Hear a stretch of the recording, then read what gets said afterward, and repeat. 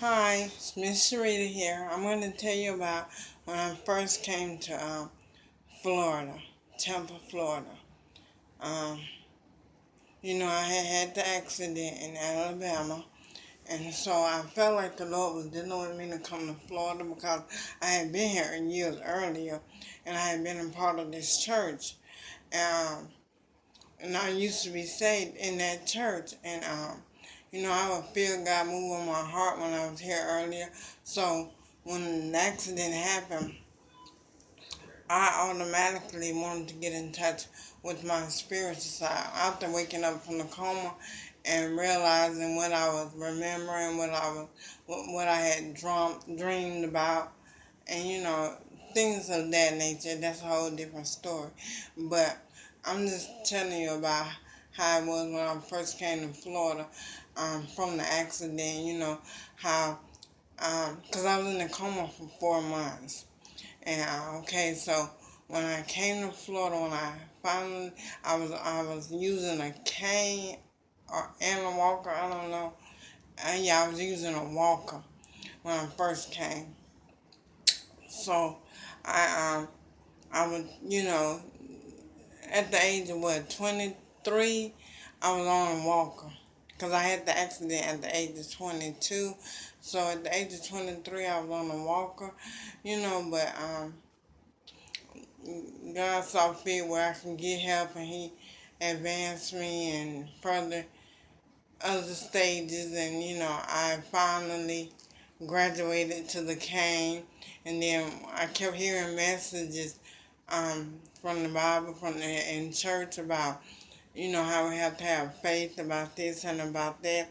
So I took the courage and I graduated to the cane. I think then after the cane, I just stopped using the cane, and I would be walking and feel like I'm about to tumble over, but I didn't tumble over. I would sometimes fall, and people say what they want to say. People can say I still need the cane, but what's to me, I don't need the cane. But by me being in that accident and ever having to use a cane, they think every time I fall that um, I still need it, not knowing that I just tripped over something, and probably they would do the same thing if they tripped. They would most likely fall. I haven't failed any this year, or I can't really remember any bad fall, as of last year, but like simpler fall, like tripping over a step or something like that. Then there people will be like, well, if you was walking around, if you didn't need the cane, you wouldn't be falling. But you don't listen to that. Don't. It's about you and your faith. You keep your head up. You keep believing that you're through with that cane and everything will be all right.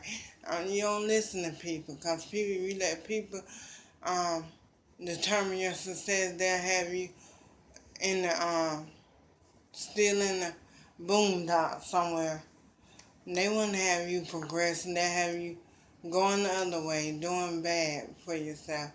But so when I came to Florida, I began to hear the word, and the word was like, it was like life, new food to my soul. It was food to my soul. I never realized we would be in church, and the the pastor that was preaching or whatever, that he could preach, and it's just like food. I mean, it was the sermon was so good. And I'm just thankful that I was a part of that. I'm thankful that things went the way they did. I'm thankful that He had mercy on me. He didn't allow me to die, and I appreciate God for that. With all whatever people saying, with all however people feel, I'm very appreciative for God not allowing me to die, not allowing me to go into that other world, because I was not ready. I was not saved. I was living a terrible life, a terrible lifestyle.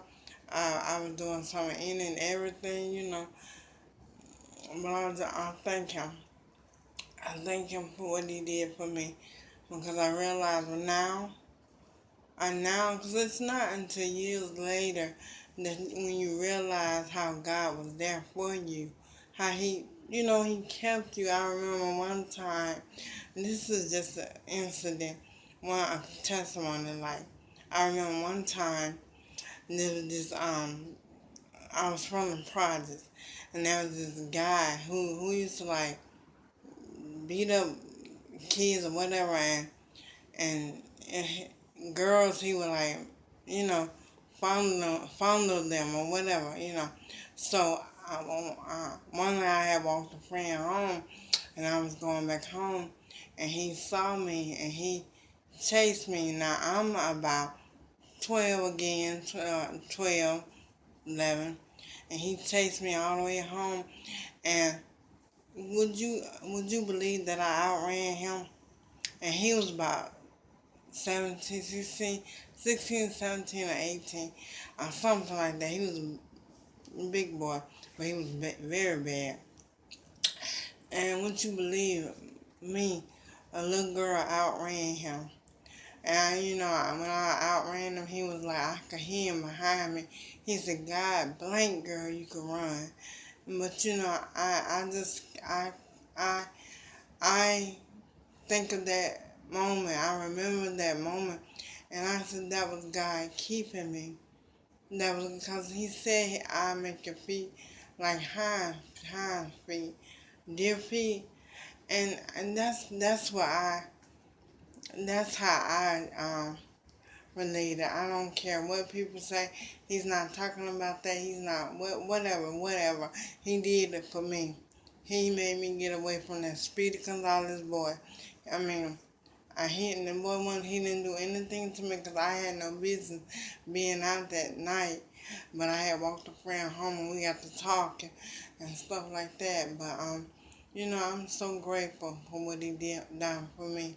I'm just telling you that my first year when I came down here to Florida to live for Christ, it was it was you know it was new. It was new, but I appreciate God for everything He done. I've had many trials since then, and I'll tell you about them. But I'm just telling you now, living for God, choosing God, will not be wrong. It'll be the best decision ever. And I encourage you to do it. I mean, you're going to go through stuff, but it'll all be worth it. When you go through stuff and you realize the reason you went through it, and then you realize that in the end, which we haven't come to, there's a reward for you. I don't care what they say, what anybody say. Everybody's getting a reward. Everybody. And I want my reward to be what He said it would be. I want my reward to be great. I want my reward to be great. And I just wanted to share this with you.